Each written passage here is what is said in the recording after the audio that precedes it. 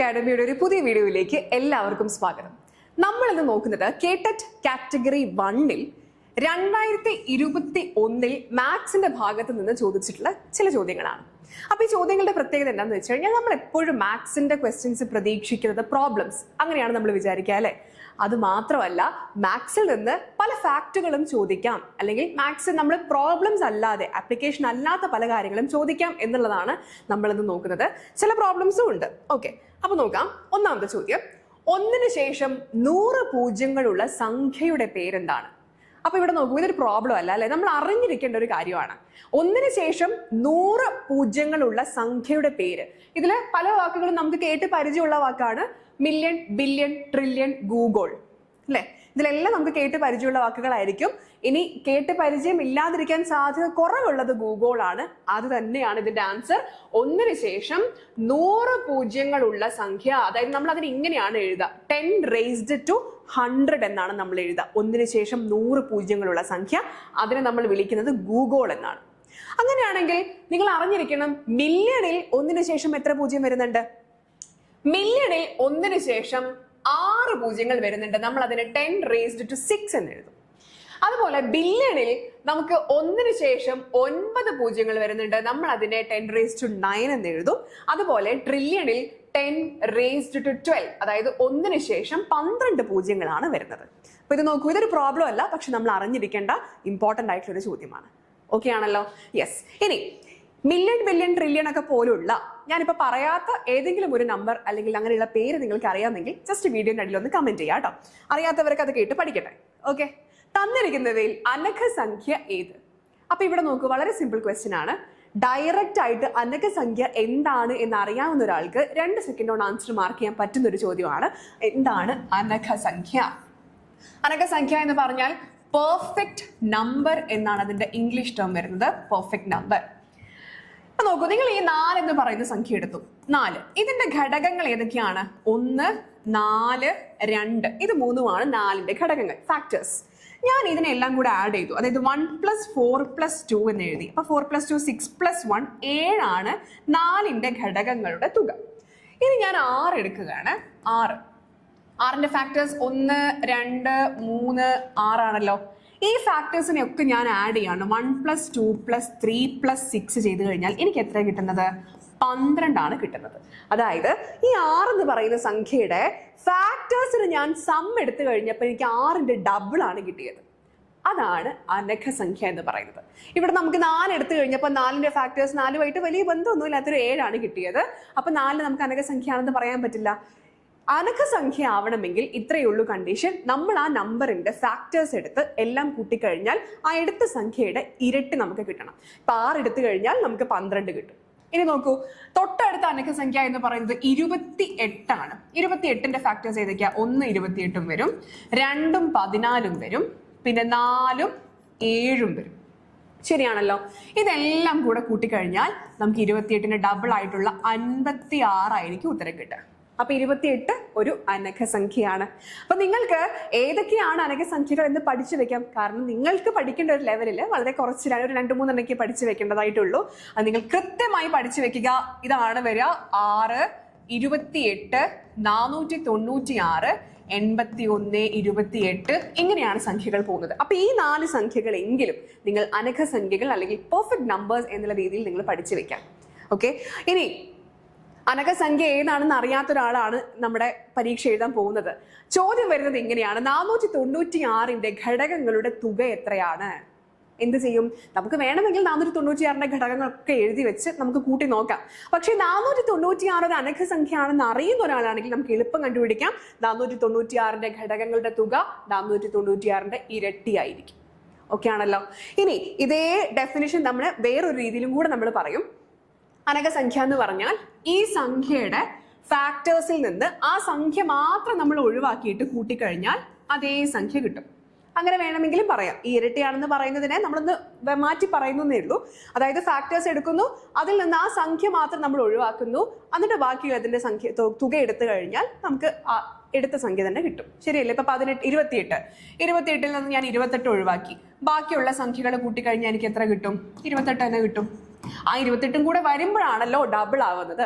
അത് ഒഴിവാക്കി കഴിഞ്ഞാൽ അതേ സംഖ്യ തന്നെ കിട്ടും. അപ്പൊ നിങ്ങൾ പഠിച്ചു വെക്കേണ്ടത് അനഘസംഖ്യ 6, 28, 496, 8128 അങ്ങനെയാണ് പോകുന്നത്. അപ്പൊ ഇതിൽ ഏത് സംഖ്യ കണ്ടാലും നിങ്ങൾക്ക് പെട്ടെന്ന് ഈ ഒരു ഡെഫിനിഷൻ അപ്ലൈ ചെയ്യാൻ പറ്റണം. ഓക്കെ ആണല്ലോ? ഇനി ജ്യാമിതിയുടെ പിതാവ് എന്നറിയപ്പെടുന്ന ഗണിത ശാസ്ത്രജ്ഞൻ ആര്? ജിയോമെട്രി അല്ലെ, ഷേപ്പുകളെ കുറിച്ച് നമ്മൾ പഠിക്കുന്ന വിഭാഗമാണ്. ഇതിൽ ആരാണ് ജിയോമെട്രിയുടെ പിതാവ് എന്നറിയപ്പെടുന്ന ആള്?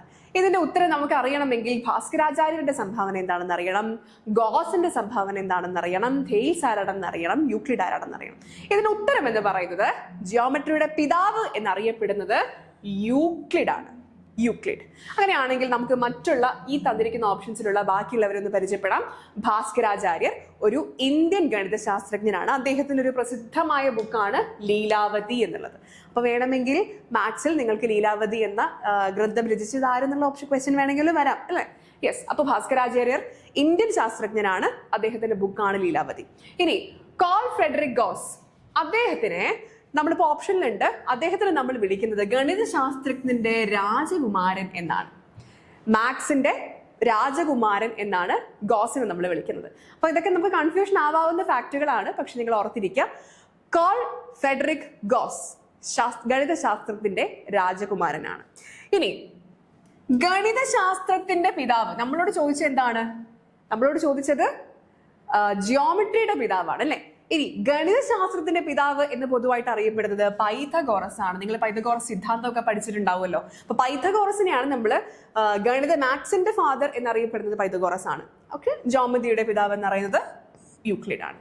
തെയിൽസ് എന്ന് പറയുന്നത് ഒരു മാത്തമെറ്റീഷ്യൻ ഫിലോസഫർ ഒക്കെ ആയിരുന്നു. അദ്ദേഹവും ഇപ്പം സർക്കിളിന്റെ ഡയമീറ്ററും ഒക്കെ ആയിട്ട് ബന്ധപ്പെട്ട പല റിസൾട്ടുകളും നമുക്ക് സംഭാവന ചെയ്തിട്ടുള്ള ആളാണ് തെയിൽസ്.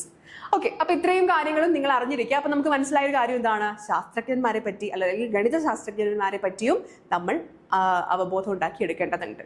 ഓക്കെ ആണല്ലോ? ഇനി അടുത്തത്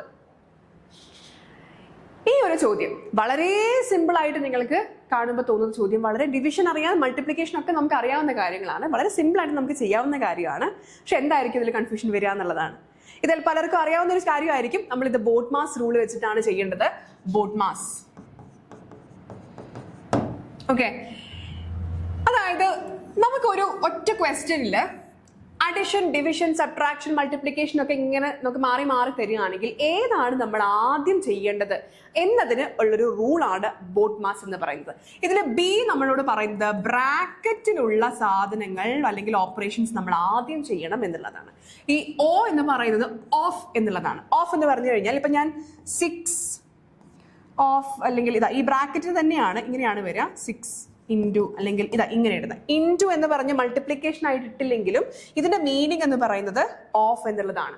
6ന്റെ അല്ലെങ്കിൽ ഇപ്പം നമ്മൾ പെർസെൻറ്റേജ് ഒക്കെ പറയുമ്പോൾ ഇൻഡേ എന്ന് പറയില്ലേ, ഇതിന്റെ എന്ന് പറയില്ലേ, അതാണ് ഓ വരുന്നത്. അത് നമ്മൾ പിന്നീട് ബ്രാക്കറ്റ് ആദ്യം ഉണ്ട്, ബ്രാക്കറ്റും ഓഫും വരുന്ന ഒരു കേസ് ആണെങ്കിൽ നമ്മൾ ആദ്യം ബ്രാക്കറ്റ് ചെയ്യും, പിന്നീട് ഓഫ് ചെയ്യും. ഇത് നമുക്ക് ഡിവിഷൻ ആണ്. ഡിവിഷൻ. ഇത് മൾട്ടിപ്ലിക്കേഷൻ, അഡിഷൻ, സബ്ട്രാക്ഷൻ. അപ്പൊ ഈ തന്നിരിക്കുന്ന ഓർഡറിലായിരിക്കണം നമ്മൾ നമ്മുടെ ഓപ്പറേഷൻസ് ചെയ്തു പോകേണ്ടത്. ബ്രാക്കറ്റിലുള്ള കാര്യങ്ങൾ ഉണ്ടെങ്കിൽ അത് ആദ്യം നമ്മൾ ചെയ്ത് വെക്കുക. പിന്നെ ഇപ്പോൾ ഡിവിഷനും സബ്ട്രാക്ഷനും വരുന്നൊരു ഓപ്പറേഷൻ ആണെങ്കിൽ നമ്മൾ ആദ്യം ഡിവിഷൻ ചെയ്ത് വെക്കുക. അങ്ങനെയുള്ള കാര്യങ്ങളാണ് നമ്മൾ ശ്രദ്ധിക്കേണ്ടത്. അപ്പോൾ നമ്മൾ ചോദ്യം നോക്കൂ, ഇവിടെ ഡിവിഷൻ വരുന്നുണ്ട് അല്ലേ? അപ്പൊ നമുക്ക് എന്ത് ചെയ്യാം? ആദ്യം ഈ ഒരു ഭാഗം ചെയ്യാം. അപ്പൊ 350 ഡിവൈഡഡ് ബൈ 7 എന്ന് പറഞ്ഞു കഴിഞ്ഞാൽ നമുക്കറിയാം അത് 50 ആണ് ആൻസർ വരുന്നത്. 35/7 5 ആണ്, പിന്നെ ഒരു 0 കൂടി ഉണ്ട്, 50 ആണ് ഉത്തരം തരാം. അതിന് നമ്മൾ എന്ത് ചെയ്തു? അതിന് നമ്മൾ 2 വെച്ച് മൾട്ടിപ്ലൈ ചെയ്യണം. അപ്പം 50 ഇൻറ്റു 2 എന്നായി. ഇത്രയും ഭാഗം 350 ഡിവൈഡ് ബൈ 7 എന്നുള്ളതിന് 50 എന്ന് എഴുതി, ഇൻറ്റു 2 എഴുതി. പിന്നെ നമുക്ക് ബാക്കിയുള്ളത് പ്ലസ് 28 മൈനസ് 3.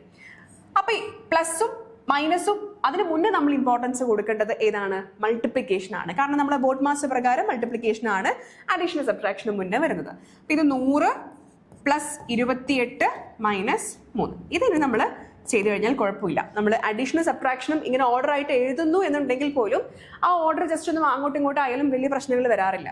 അപ്പൊ ഇവിടെ നോക്കൂ, 100 പ്ലസ് 28 128. 128ൽ നിന്ന് 3 കുറച്ചു കഴിഞ്ഞാൽ 125. ഇതായിരിക്കും നമ്മുടെ ഉത്തരം. വളരെ എളുപ്പത്തിൽ നിങ്ങൾക്ക് ഉത്തരം കണ്ടെത്താൻ സാധിക്കും. ബോട്ട്മാസിന്റെ ആ റൂള് മാത്രം അറിഞ്ഞാൽ മതി. ഓക്കെ, ബ്രാക്കറ്റ് ഉണ്ടെങ്കിൽ നിങ്ങൾ ആ ബ്രാക്കറ്റിന്റെ ഉള്ളിലുള്ളത് ആദ്യം സോൾവ് ചെയ്യും. അടുത്തൊരു പ്രോബ്ലം ആണ്. മാക്സിമം പറയുമ്പോൾ നിങ്ങൾക്ക് പ്രോബ്ലം ഇല്ലാതൊരു കാര്യം പറ്റില്ല അല്ലേ? ഓക്കെ, പ്രോബ്ലം 12, 15, 18 എന്നീ സംഖ്യകൾ കൊണ്ട് നിശേഷം ഹരിക്കാൻ കഴിയുന്ന സംഖ്യ ഏത്? ഈ 3 സംഖ്യകൾ കൊണ്ടും നമുക്ക് നിശേഷം ഹരിക്കാൻ പറ്റണം എന്ന് പറഞ്ഞാൽ എന്താണ്? ഈ 3 സംഖ്യകളെ കൊണ്ടും നമുക്ക് ഹരിക്കാൻ പറ്റണം. ഇപ്പൊ ഞാൻ 4നെ എനിക്ക് 2 കൊണ്ട് ഹരിക്കാൻ പറ്റും എന്ന് പറഞ്ഞാൽ എന്താണ്? 2ന്റെ ഒരു ഗുണിതമാണ് 4 അല്ലെ? ഇപ്പൊ ഞാൻ 12നെ കൊണ്ട് ഗുണിക്കാൻ പറ്റുന്ന അല്ലെങ്കിൽ ഹരിക്കാൻ പറ്റുന്ന ഒരു സംഖ്യ എന്ന് പറഞ്ഞാൽ 12നെ കൊണ്ട് ഹരിക്കാൻ പറ്റുന്ന ഒരു സംഖ്യ എന്ന് പറഞ്ഞാൽ ഈ 12ന്റെ ഒരു ഗുണിതമായിരിക്കണം ഞാൻ ഈ എടുക്കുന്ന സംഖ്യ. നമ്മളോട് പറയുന്നത് എന്താണ്? 12 കൊണ്ടും 15 കൊണ്ടും 18 കൊണ്ടും നിശേഷം ഹരിക്കാൻ പറ്റണം എന്ന് പറഞ്ഞാൽ 12ന്റെയും 15ന്റെയും 18ന്റെയും ഗുണിതങ്ങളായിരിക്കണം നമ്മൾ എടുക്കുന്ന ആ സംഖ്യ. എന്ന് പറഞ്ഞാൽ എന്താണ്? നമുക്ക് ലീസ്റ്റ് കോമൺ മൾട്ടിപ്പിൾ അല്ലെങ്കിൽ ചെറു പൊതു ഗുണിതമാണ് നമുക്ക് വേണ്ടത്. LCM ആണ് നമുക്ക് ആവശ്യം. ഓക്കെ, LCM എങ്ങനെ നമ്മൾ കണ്ടുപിടിക്കാം? 12, 15, 18 പ്രൈം ഫാക്ടറൈസേഷൻ ഒക്കെ ചെയ്തിട്ടാണ് നമ്മൾ ചെയ്യുന്നത് അല്ലെ? ഞാൻ ഇവിടെ 2 വെച്ച് ഡിവൈഡ് ചെയ്യാണ്. 12ന് ഞാൻ 2 വെച്ച് ചെയ്ത് കഴിഞ്ഞാൽ 6, 15ന് നമുക്ക് 2 വെച്ച് ചെയ്യാൻ പറ്റില്ല, അപ്പൊ ഞാൻ 15 എന്ന് തന്നെ ഇട്ടു. 18ന് 2 വെച്ച് ഡിവൈഡ് ചെയ്ത് കഴിഞ്ഞാൽ 9. ഇനി എനിക്ക് 3 എടുക്കാം. ഇപ്പം 6 ഡിവൈഡഡ് ബൈ 3 2, 15 ബൈ 3 5, 9 ബൈ 3 3.